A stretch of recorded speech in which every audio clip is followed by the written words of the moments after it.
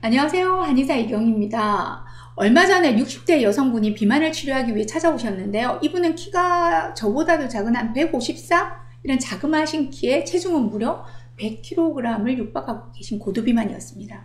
자, 흥미로운 것은요, 이분은 자신의 살찐 이유를 한마디로 딱 잘라서 방탄커피 때문이에요 라고 꼭 집어서 고집하고 계셨습니다. 그 체중이 모두 방탄커피 때문은 아니었겠으나 어쨌든 다이어트 하는 과정에서 누군가에게 방탄커피가 좋다는 말을 듣고 계속 드셨는데 그 이후부터 체중이 아주 기하급수적으로 더 늘었다고 주장을 하고 계셨죠. 저야 항상 환자분의 말씀은 적당히 가려듣고 있긴 합니다만, 자, 오늘의 주제인 커피에 대해서 다루기 전에 방탄커피에 대해서도 잠깐 살펴볼까요? 자, 방탄커피라는 거는요, 기존의 커피에 버터와 식물성 오일을 첨가한 고지방 음료죠. 저탄고지의 이론을 이해하지 못한 분들은 방탄커피가 왜 다이어트에 도움이 될까 당연히 의아하실 텐데요. 이 기름 덩어리의 방탄커피의 배경에는 작년에 다이어트계를 휩쓸고 간 저탄고지 이론이 딱 버티고 있습니다. 즉, 극도로 탄수화물은 줄이고요. 고지방식을 하게 되면 우리 몸은 주 에너지원인 탄수화물, 즉 포도당 대신에 지방, 그러니까 케톤을 사용한다는 건데요. 저탄고지에 대한 찬반 양론은 의학계에서도 아직도 분분한 상태입니다. 자, 오늘은 커피가 주인공인 만큼 커피에 집중해 볼게요. 그럼 이분은 왜 실패했을까요? 치료를 하면서 이분을 계속 지켜본 제 결론은요, 이분은 저탄은 하지 않고 고지만 하신 거죠. 그러니까 체중이 늘 수밖에 없어요. 자, 방탄커피가 살을 빼줄 거라는 어설픈 시도는 조심하셔야 해요. 눈물겨울 정도의 저탄수화물 시기가 전제로 깔려 있어야만 됩니다. 결국 이분에게 방탄커피를 딱 건도록 권고했더니 어떤 커피를 얼마나 마셔야 하는지 물어보셨어요. 자, 커피 다이어트에 좋을까요? 아닐까요? 자, 기존에 나와 있는 많은 연구들은 커피를 많이 마실수록 비만 예방에 도움이 된다는 결과를 내놓고 있습니다. 물론 이 연구를 지원하는 커피 회사가 있는지는 또 생각해 볼 문제죠. 자, 이론적으로 카페인은 중추신경을 자극해서 기초대사율을 증가시키고요. 약 100mg의 카페인 섭취 시 한 3시간 동안의 대사율을 5% 정도 올린다는 연구 결과도 있습니다.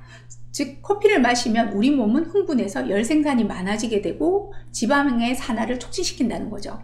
그런데 반대의 연구 결과들도 만만치 않게 나와 있습니다. 작년에 국제학술지 영양연구에 발표한 한국인을 대상으로 한 연구에 의하면요, 하루 한 잔의 커피를 계속 마시게 되면 근감소증 예방에도 도움이 되지만 하루에 3잔 이상 마시게 되면 오히려 비만 위험도를 1.6배나 높인다고 발표를 하고 있습니다. 또 다른 재미있는 연구 결과들도 있는데요. 같은 커피라고 하더라도 여성과 남성에 미치는 영향이 다르다는 거죠. 자, 영국의 한 연구팀이 64명의 남녀에게 퍼즐을 풀게 했어요. 그 다음에 다시 각 절반 중에 그 한쪽에 카페인이 든 커피를 마시게 하고 다른 한쪽은 무카페인 커피를 마시게 했죠. 그리고 퍼즐을 다시 풀려봤더니 그 결과 카페인 커피를 마신 남자들은요, 카페인 없는 커피를 마신 남자들보다 퍼즐 푸는 시간이 20초 이상 늦는데 반해서 여성들은 퍼즐 푸는 시간이 전보다 100초가량 단축됐다는 결과를 보였어요.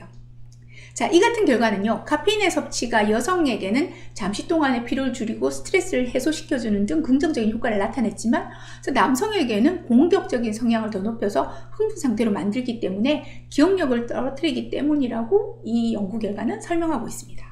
이외에도 하루 2잔 정도의 커피를 마신 여성이 그렇지 않은 여성에 비해서 우울증의 위험도를 낮추고 심장병의 질환 이완율도 낮춘 데 반해서요, 남성의 경우에는 카페인이 요실금이라든가 또는 발기력 저하에 영향을 미친다는 결과들도 있습니다. 자, 이런 결과들은요, 한의사인 제 입장에서 되게 재밌어요.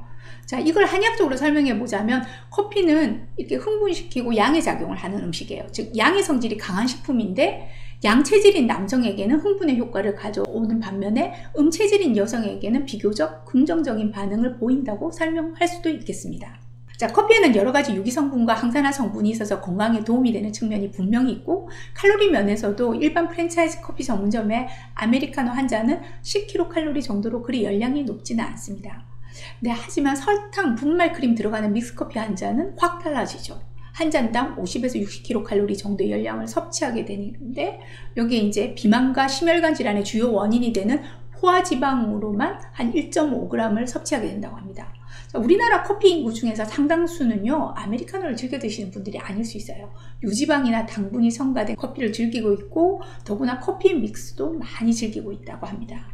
커피에는요, 천여 가지 화학물질이 들어있는데 그 중에서 여러 가지 물질이 쥐에게서 밝혀진 바로는 암을 일으키는 것으로 확인되었습니다. 자, 아직까지 인간에게 똑같이 적용된다는 확신은 없습니다. 하지만 세계보건기구에서는 이미 커피를 발암 가능 물질로 분류하고 있습니다. 자, 여기에 개인적으로 사실 가장 걱정되는 부분은요, 커피콩을 볶는, 즉 태우는 과정에서 발생하는 발암물질입니다. 얼마 전 모티비 프로그램에서 커피를 볶는 과정이 나온 걸 보면서 정말 새까맣게 태우는 걸 보고 저도 깜짝 놀란 기억이 있는데요. 항상 발암물질에 대해서는 그 양이 문제가 되고 있습니다만 2017년도 기준 성인 1인당 연간 소비량이 400잔을 넘어서고 있는 우리나라의 현실을 보면서 다이어트를 위해서도 건강을 위해서도 커피는 한 아메리카노 2잔 정도로 만족하시길 바랍니다. 감사합니다.